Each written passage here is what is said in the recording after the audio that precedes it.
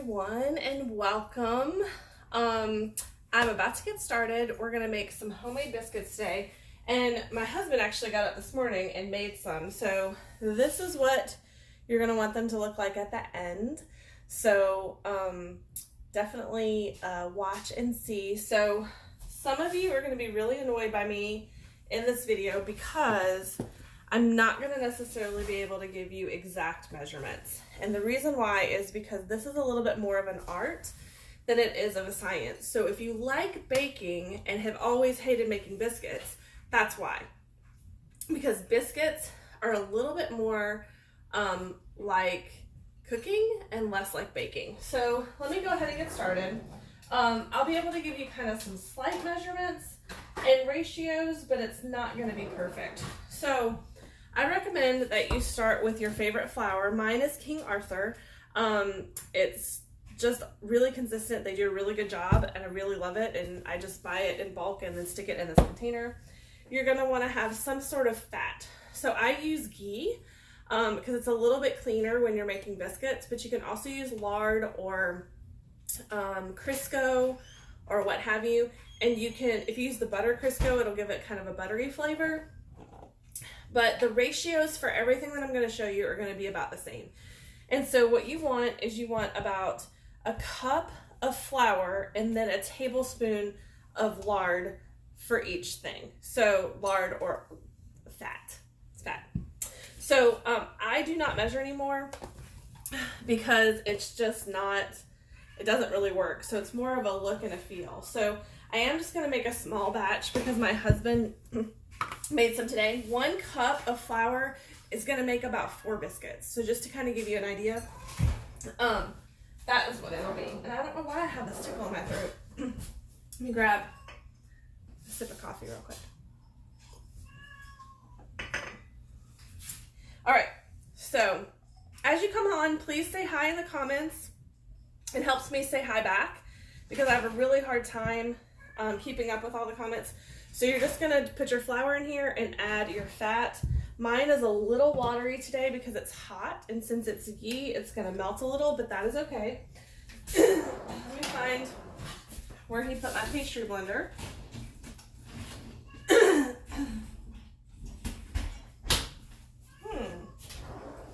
He cleaned it and put it away. How nice of that. So you're just gonna take this and you want to mix the fat in with the flour, and what's going to happen is you're going to see these little lumps form. It's so hard to show you on the camera, guys. You can see kind of, you're going to get like these little lumps to form. It's going to look like little lumps of flour. So that's what you're looking for when you're doing the biscuits. So you want to mix this all in. Now, if you have buttermilk, you definitely want to use buttermilk. If you don't, you can make buttermilk or you can just use whole milk. Most of the time we just use whole milk. But I'm gonna try to hand this up again. Let me plug in my light so that maybe you guys can see a little bit better. Okay, so here you go. I think that was worse, guys. Okay.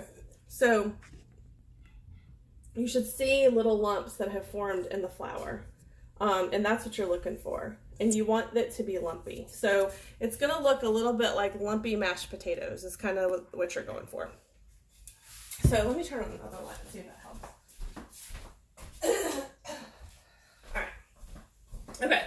So then you're going to add the milk. Now again, I'm not going to be able to give you a ratio because it's going to be a little bit different, but it's going to be about a 1/2 cup of liquid to 1 cup of flour. So if you do want to know how much you need to make for your family, if you're going to be making enough for 8 people or something like that, just comment below or send me a message, and I will definitely write you up a recipe that'll work for your family, because it's always going to be a little bit different, or for whatever you're doing.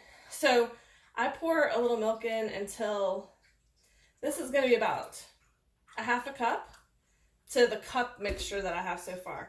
And then I just use my pastry blender again to kind of mix that up. And you're looking for kind of a doughy consistency, and you want it to be a little wet. So if you're watching, let me move these comments so you can see. Okay, so if you're doing this and you can see that some of it's still a little dry, you're going to add some more milk. That's why it cannot be an exact ratio. And what's really cool is, like, if you mess it up, it's very forgiving. So if you don't get enough liquid, you can add more. If you get too much, you can add more flour. So that, again, too, is why you're not really going to have an exact recipe. The other thing that affects biscuit making is, the humidity in your house. So, like, we have more humidity today because it just rained. And so that is affecting things.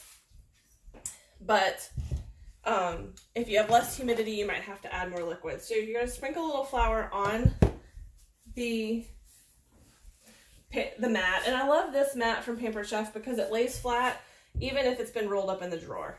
So, and it's got some nice measurements on it too if you're trying to be more precise, like doing pie crust or something like that. So this is definitely something that you want to use your hands for. So I used the pastry blender to get it going. The dough will be a little sticky, and you want it to be sticky, and you actually want it to be a little bit more than sticky. You kind of want it to be a little wet. So I'm going to wet it a little bit more because you want this flour, you want it to be kind of like a squishy dough. And I hope you guys can hear that.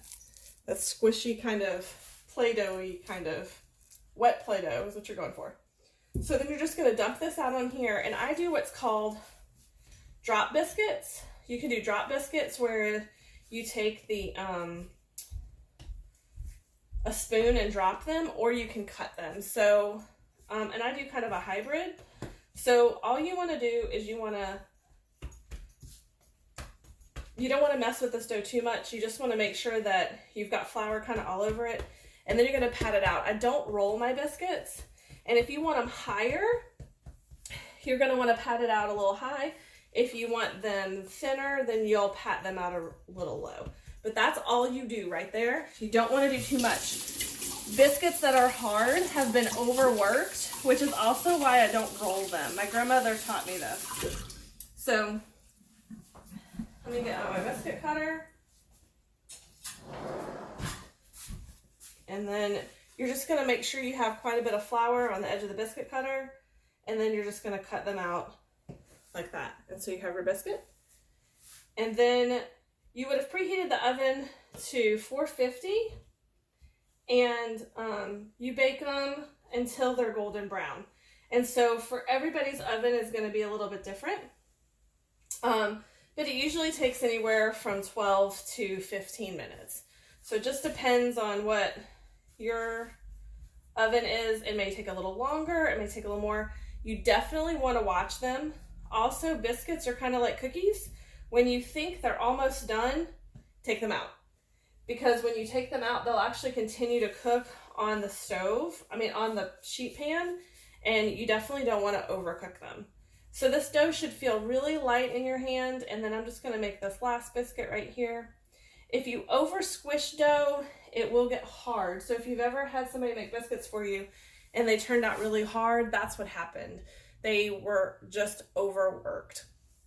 So you want to be really light and fluffy with it, and just kind of add a little more flour. But you can see this made 1, 2, 3, 4, 5, 6, 7 biscuits. So it was a little off. So a cup of flour, and about 3/4 cup of milk, and the ghee made 2, 4, 7 like smaller sized biscuits. If you made bigger biscuits, of course it would make less. So that's part of the ratio as well, is that you're going to want to look at how big your biscuits are. If I was making the bigger biscuits, it might have only made 3. But this is a really nice sized biscuit. You can see it's about the size of my hand. And these are the exact same recipe that we made this morning.